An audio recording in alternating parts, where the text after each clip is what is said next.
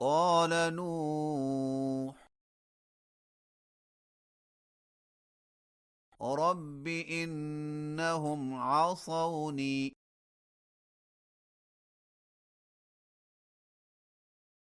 واتبعوا من لم يزده ماله وولده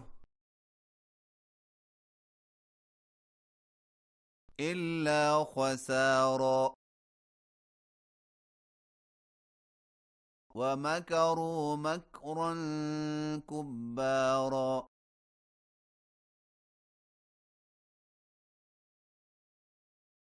وقالوا لا تذرن آلهتكم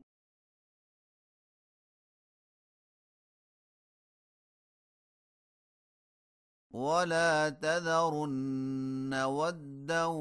ولا سواعا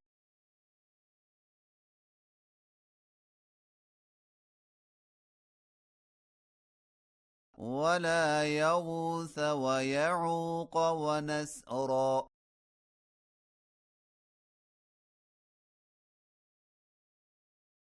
وقد أضلوا كثيرا ولا تزد الظالمين إلا ضلالا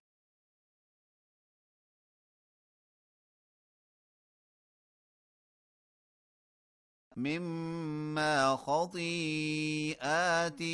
أغرقوا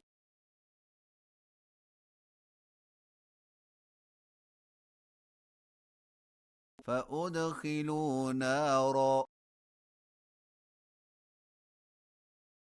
فلم يجدوا لهم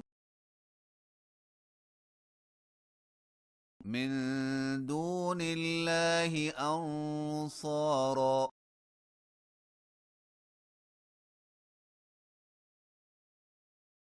وقال نوح رب لا تذر على الأرض من الكافرين ديارا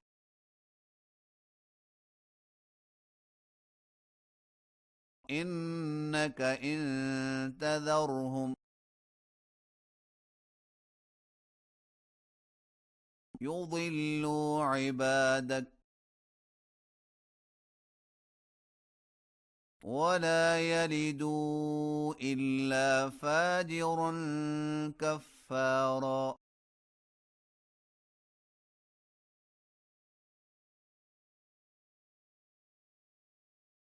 رب اغفر لي ولوالدي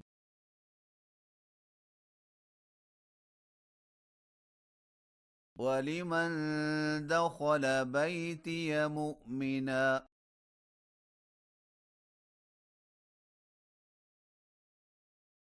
وللمؤمنين والمؤمنات